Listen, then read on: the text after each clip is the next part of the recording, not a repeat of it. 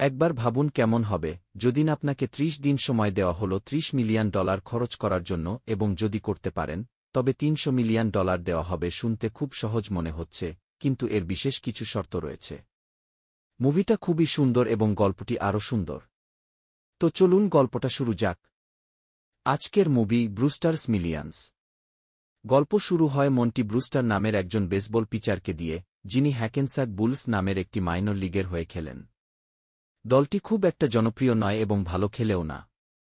তাদের খেলার মাঠের পাশ দিয়ে একটি ট্রেন যায়, যার জন্য খেলা প্রায়শই বন্ধ করতে হয়। একদিন মন্টি লক্ষ্য করেন যে ডোনাল্ড নামের একজন লোক গত ৩টি খেলা থেকে তাদের ছবি তুলছে। মন্টি ও তার বন্ধু স্পাইক মনে করে যে তারা হয়তো বট কোনো লিগে খেলার সুযোগ পেতে চলেছে। এরপর একটি খেলা জেতার পর তারা বারে যায়, সেখানে তারা দুজন মহিলাকে দেখে এবং তাদের সাথে প্রেম আলাপ শুরু করে। একই সময়ে বাইরে ডোনাল্ড তার বসের কাছে মন্টিদের আচরণ সম্পর্কে খবর দেয়। বারে সেই মহিলাদের প্রেমিকরা এসে মন্টি ও স্পাইককে দেখে রেগে যায় এবং তাদের মধ্যে মারামারি শুরু হয়। পরের দিন সকালে মন্টি ও স্পাইক মারামারির জন্য জেলে যায়।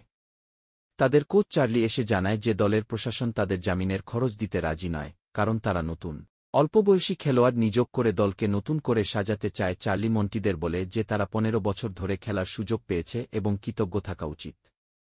এরপর তাদের দুজনকে আদালতে নিয়ে যাওয়া হয়, যেখানে তাদের বিরুদ্ধে একাধিক অভিযোগ আনা হয়।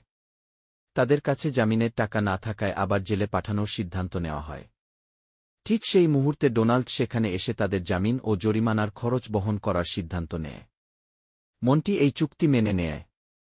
ডোনাল্ড তাদের দুজনকে নিউ ইয়র্কে নিয়ে যায় এবং একটি কর্পোরেট ভবনে প্রবেশ করার সময় স্পাইক কিছুটা ভয় পেয়ে যায়। সে মনে করে ডোনাল্ড একজন আন্ডারকভার পুলিশ অফিসার, যে তাদের সাথে প্রতারণা করার চেষ্টা করছে, কিন্তু ডোনাল্ড ব্যাখ্যা করে যে সে কখনোই নিজেকে স্কাউট বলেনি এবং তাকে একটি আইনি সংস্থায় নিয়োগ করা হয়েছে। দলটি একটি অফিসে প্রবেশ করে এবং মন্টি আইনজীবীদের সাথে দেখা করে। আইনজীবীরা মন্টিকে জানান যে তার একজন প্রপিতামহ ছিলেন, রবার্ট নামে, যার সাথে ৩০ এর দশকে একটি বিশাল ঝগড়া হয়েছিল। সেই ঝগড়ার পর মন্টি অদৃশ্য হয়ে গিয়েছিল। রবার্ট এখন দেশের অন্যতম ধনী ব্যক্তি এবং গত মাসে তিনি মারা যাওয়ার পর মন্টি তার একমাত্র জীবিত উত্তরাধিকারী, তবে উইলে কিছু শর্ত রয়েছে। এরপর আইনজীবী সেই রেকর্ডগুলো চালান যা তার প্রপিতামহ উত্তরাধিকারের জন্য রেখে গেছেন। এই ভিডিও রেকর্ড থেকে মন্টি প্রথমবার জানতে পারে যে তার প্রপিতামহ একজন শ্বেতাঙ্গ ছিলেন এবং তার বাবার দুজন স্ত্রী ছিল, একজন শ্বেতাঙ্গ ও একজন কৃষ্ণাঙ্গ। তিনি আরও জানান যে মন্টি যদি এই সম্পত্তি পেতে চায় তাহলে তাকে একটি চ্যালেঞ্জ পূরণ করতে হবে। চ্যালেঞ্জটি হল $৩০ মিলিয়ন ৩০ দিনের মধ্যে খরচ করা। তবে এর কিছু নিয়ম আছে। সে তার পরিধানের পোশাক ছাড়া আর কোনো কিছুর মালিক হতে পারবে না, যা কিছু কিনবে তা ধ্বংস করতে পারবে না, যা ইচ্ছে তাকে নিযোগ করতে পারবে এবং তাদের পরিষেবার মূল্য দিতে হবে। ৫% জুয়া খেলতে পারবে এবং ৫% চ্যারিটিকে দিতে পারবে। কোনো টাকা দান করা যাবে না এবং এই চ্যালেঞ্জ সম্পর্কে কাউকে বলা যাবে না। যদি সে এটি করতে পারে তবে তাকে $৩০০ মিলিয়ন দেওয়া হবে, আর যদি সে মনে করে এটি করতে পারবে না তবে এখনই ১০ লক্ষ টাকা নিয়ে চলে যেতে পারে। আইনজীবীরা তাকে বলে যেহেতু সে টাকা কিভাবে পরিচালনা করতে হয় তা জানে না, তাই তাকে এই চ্যালেঞ্জ দেওয়া হবে না। মন্টি মনে করে তার প্রপিতামহের শেষ ইচ্ছে পূরণে ব্যর্থ হলে কি হবে, তাই সে চ্যালেঞ্জ গ্রহণ করে। তাকে পরামর্শ দেওয়া হয় ৩০ দিন শেষ হওয়ার পরে মধ্যরাত্রির থেকে ফিরে আসতে হবে এবং তার পিঠে জামাকাপড় ছাড়া আর কিছুই থাকবে না, অর্থাৎ পুরো টাকাটাই তাকে খরচ করতে হবে।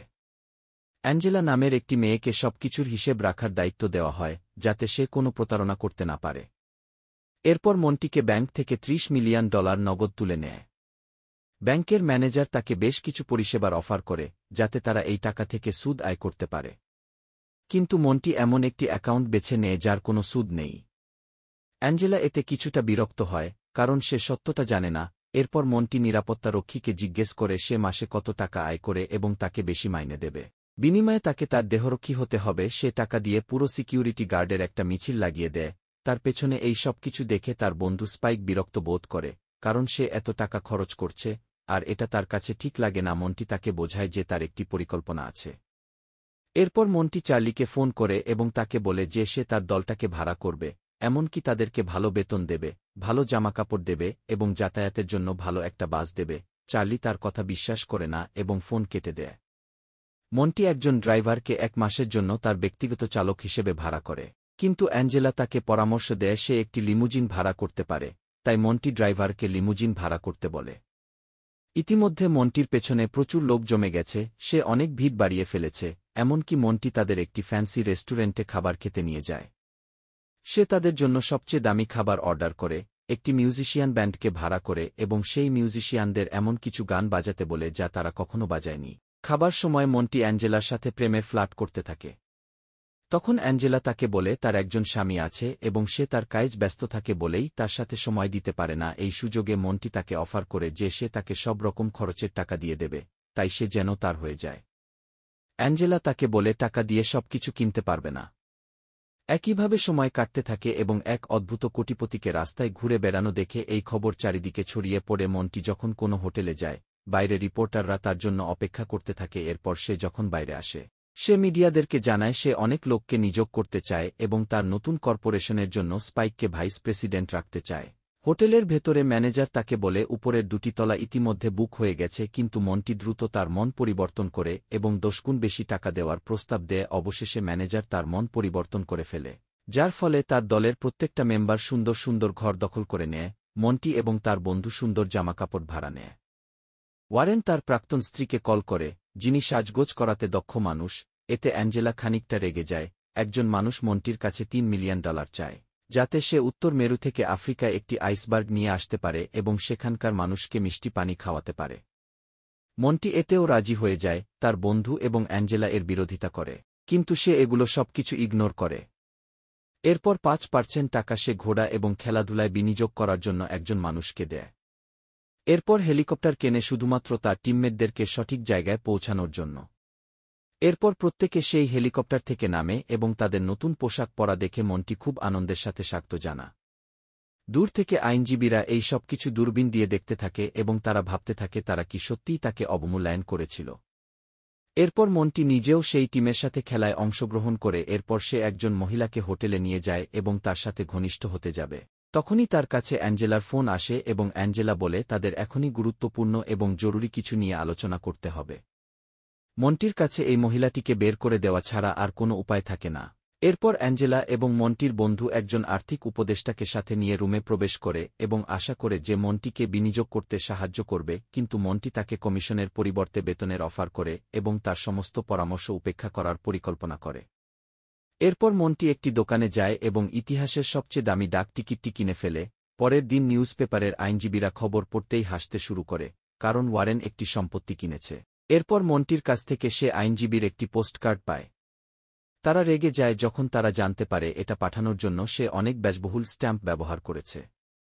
এরপর মন্টি খবর পায় যে আইসবার্গ কোম্পানিতে সে যে টাকাটা ইনভেস্ট করেছিল তা এখন 3 গুণ হয়ে গেছে। এখন নতুন টাকার কথা ভেবে চিন্তিত মন্টি তার কর্মচারীদের সব বিক্রি করে দিতে বলে এবং পরিস্থিতি আরও খারাপ হয়ে যায় যখন সেই গ্যামলার তাকে বলে সে সব বাজি জিতে গেছে। মন্টি বেশ চিন্তায় পড়ে যায়। সে অ্যাঞ্জেলাকে সব টাকা দান করতে বলে। অ্যাঞ্জেলা তাকে বলে সে ইতিমধ্যেই অনেক কিছু কিনে ফেলেছে এবং তার ঘর এখন সাজসজ্জায় ভর্তি হয়ে গেছে। কিন্তু মন্টি তাকে আরও কিছু করতে বলে। এখন যেহেতু ওয়ারেন ব্যস্ত, তাই অ্যাঞ্জেলা মন্টির সাথে দুপুরে খাবার খেতে রাজি হয়ে যায়। এরপর তারা যখন গাড়িতে ওঠে ঠিক তখনই একজন মানুষ পেছন থেকে তাদের গাড়িতে ধাক্কা মারে। যদিও ওই ধাক্কা খুবই সামান্য ছিল, কিন্তু মন্টি এই ব্যক্তিটিকে হাসপাতালে নিয়ে যেতে চায় তার চিকিৎসা করে দেওয়ার জন্য। সেই ড্রাইভার যখন বুঝতে পারে মন্টি আসলে কে, তখন সে সত্যিই অভিনয় করতে শুরু করে যে তার অনেক বড় ক্ষতি হয়ে গেছে, তার শরীরে বড়সড় আঘাত লেগেছে। এরপর মন্টি তাকে অনেক টাকা দেয়, এমনকি তার 2 প্রাক্তন স্ত্রীকে ভরণ পোষণ যাতে দিতে পারে সেই টাকাও সে দিয়ে দেয়। এরপর ওয়ারেন সিসিটিভি ফুটেজে লক্ষ্য করে তার স্ত্রী অ্যাঞ্জেলা এবং মন্টি একে অপরের সাথে বেশ ভালো বন্ধুত্ব তৈরি করেছে। তাই মেরিলিন নামের সেই মেয়েটি ওয়ারেনকে পরামর্শ দেয় তার স্ত্রী হয়তো একজন ভালো সঙ্গী নয়। বেশ কিছু সময় পর স্পাইক এবং ফাইন্যান্সিয়াল অ্যাডভাইজার মন্টির কাছে আসে এবং জানায় সে যত কিছু বিনিয়োগ করেছে সেই সব কিছু $10 মিলিয়ন আয় করেছে। মন্টি এটা শুনে ভয় পেয়ে যায় এবং অন্যরা বুঝে উঠতে পারে না মন্টি কেন ভজনটি ভয় পেয়ে যায় এবং অন্যরা বুঝে উঠতে পারে না মন্টি কেন ভয় পাচ্ছে। এরপর মন্টি যখন টিভি চালায় এবং সেখানে সে দেখতে পায় নির্বাচনের প্রার্থীরা তাদের প্রচার চালানোর জন্য প্রচুর অর্থ ব্যয় করছে। তাই মন্টি ডিসাইড করে সেও নির্বাচনের প্রার্থী হবে এবং সে প্রচুর অর্থ ব্যয় করবে এবং একইভাবে সমাজকে সাহায্য করার জন্য সে অর্থ ব্যয় করতে চায়। সে একটি প্রেস কনফারেন্স করে এবং প্রত্যেককে তার মনের কথা বুঝিয়ে বলে। সে লাইভ টিভিতে বলে প্রত্যেকটা প্রার্থী বোকা, যারা তাদেরকে ভোট দেবে তারাও বোকা এবং এই সব কিছু বলার পর সমস্ত নিউজ জুড়ে তার পোস্টার এবং বিজ্ঞাপন ছড়াতে শুরু করে দেয় এবং রাজনীতিবিদদের খারাপ কথাগুলো সে তুলে ধরে, যার ফলে তার পপুলারিটি প্রচুর পরিমাণে বৃদ্ধি পায় আর এভাবেই আস্তে আস্তে টাকা শেষ হতে শুরু করে। এদিকে বিরোধী দলের নেতারা ডিসাইড করে তারা মন্টির বিরুদ্ধে কিছু একটা করবে, কারণ তাদের বিরুদ্ধে সে ন্যাশনাল টিভিতে অপমান করে যাচ্ছে, যেটা তাদের মোটেই সহ্য হচ্ছে না। তারা তার বিরুদ্ধে মানসিক ক্ষতির জন্য মামলা করবে এবং এর জন্য মন্টির $4 মিলিয়ন জরিমানা দিতে হয়। এতে মন্টি খুশি হয়ে যায় এবং এরপরে ফাইনালি বট খেলার দিনটা আসে এবং মন্টি তার দলকে আশ্বস্ত করে যে তারা বিপরীত টিমকে হারাতে পারবে এবং একটি উৎসাহমূলক বক্তৃতা দেয়। এরপর খেলা শুরু হয় এবং মন্টি তার টিমের প্রথম পিচার এবং প্রথম বলটা সে ধরতে সক্ষম হয় এবং যখন অন্য একজন ব্যাটসম্যান এগিয়ে আসে, স্পাইক তাকে কিছু বাজে মন্তব্য করে এবং তার স্ত্রীকে অপমান করে এবং ব্যাটসম্যান রেগে যায় এবং তারপরই শুরু হয় মারপিট, যার ফলে বাধ্য হয়ে তাকে মাঠ থেকে বের করে দেওয়া হয়। এদিকে ওয়ারেন সমস্ত আসবাবপত্র নিয়ে সেই দোকানে যায় যেখান থেকে সে ভাড়া নিয়েছিল এবং সবকিছু ফেরত দেয় এবং এমনটা করাতে অ্যাডভান্স যে বেশি টাকাটা সে দিয়েছিল সেটা সে ফেরত পেয়ে যায়। এরপর উইলস নামের এক ব্যক্তি মন্টিকে জানা সে যদি নির্বাচনে জিতে যায় তবে তাহলে তিনি বেতন পাবেন এবং এটি একটি সম্পদ হিসেবে বিবেচিত হবে। তাই মন্টি ঘোষণা করে দেয় যে তিনি নির্বাচন থেকে সরে যাচ্ছেন, কারণ তার বিশ্বাস তিনি জয়ের আশা করেননি। একইভাবে এই খেলার প্রত্যেকটা মেম্বারকে নিয়ে একটি পার্টি দেওয়ার প্ল্যান করে, সবাইকে সেখানে আমন্ত্রণ জানায় এবং রাত হলে অ্যাঞ্জেলা শূন্য ব্যালেন্স দিয়ে তার হিসেব শেষ করে। একইভাবে অ্যাঞ্জেলা মন্টিকে জানায় সে তার সাথে কোনোরকম সম্পর্ক রাখতে চায় না, কারণ সে এমনভাবে টাকা নষ্ট করছে যেটা খুবই বাজে ব্যাপার। পরের দিন সকাল হলে মন্টি যখন ঘুম থেকে ওঠে তখন হোটেলের ম্যানেজার তার কাছে আসে তাকে মনে করিয়ে দেয় যে হোটেলের চেক আউট করার সময় হয়েছে এবং বিভিন্ন পরিষেবার কর্মচারীরা ইতিমধ্যেই তার মাসের ভাড়া করা সমস্ত জিনিসপত্র সরিয়ে নিচ্ছে, যার মধ্যে তার সুন্দর পোশাকও রয়েছে। সে তার পুরনো ইউনিফর্ম পরার পর পুরো ঘরটা ভালোভাবে চেক করে এবং সবকিছু নিয়ে যাওয়ার আগে তার কাছ থেকে তারা অনুমতি নেয়। একইভাবে ডরমেন্ট তাকে জানায় যে সে কাউকে ভোট দেয়নি, ঠিক যেমনটা সে বলেছিল। সেদিন শহরের প্রত্যেকটা মানুষ অবাক হয়ে যায় যখন জানতে পারে যে মন্টির পরামর্শ মেনে চলার কারণে কেউই নির্বাচনে জয়ী হয়নি। সেই মধ্যরাতে ঠিক 30 দিন হওয়ার 5 মিনিট বাকি থাকতেই মন্টি আইনজীবী অফিসে যায় এবং লিফটে থাকাকালীন ওয়ারেন তার কাছে আসে এবং তাকে তার জমা করা টাকাটা ফেরত দেয় এবং এটা দেখে মন্টি চিৎকার করে ওঠে, হতাশায় ভেঙে পড়ে এবং আইনজীবীদের বলে সে হাল ছেড়ে দিয়েছে, এমনকি পরিস্থিতিতে সে হার মেনে নেওয়ার জন্য কাগজে সাইন করতেও প্রস্তুত। ওয়ারেন জানালা দিয়ে সবকিছু দেখছিল এবং অ্যাঞ্জেলাকে খুঁজে পায়। ওয়ারেন বুঝতে পেরে যায় সবকিছু শেষ হয়ে গেছে, তার সব টাকা শেষ হয়ে গেছে, তাই সে অ্যাঞ্জেলাকে সবকিছু বুঝিয়ে বলে। মন্টির কাছে তখনও বেশ কিছু টাকা অবশিষ্ট ছিল, তাই শেষ এই টাকাটা সঙ্গে সঙ্গে ডিপোজিট করে ফেলে এবং ফাইনালি 12টা বাজার আগে সে একটি রসিদ তৈরি করে ফেলে এবং তখনই সেখানকার আইনজীবী ঘোষণা করে যে মন্টি এই চ্যালেঞ্জে জিতে গেছে এবং ফাইনালি সে অ্যাঞ্জেলার সাথে তার নতুন জীবন শুরু করার জন্য প্ল্যানিং করতে শুরু করে দেয়। আর এই সিনেমাটি এখানেই শেষ হয়ে যায়। তো বন্ধুরা, আজকের মুভি এক্সপ্ল্যানেশন কেমন লাগলো অবশ্যই কমেন্টে জানিয়ে দেবেন, আর একটা লাইক করতে কিন্তু ভুলবেন না। আর যদি আমার এক্সপ্ল্যানেশন এবং এই মুভি ভালো লেগে থাকে তাহলে অবশ্যই আমার চ্যানেলটিকে সাবস্ক্রাইব করে পরবর্তী ভিডিওর জন্য অপেক্ষা করুন।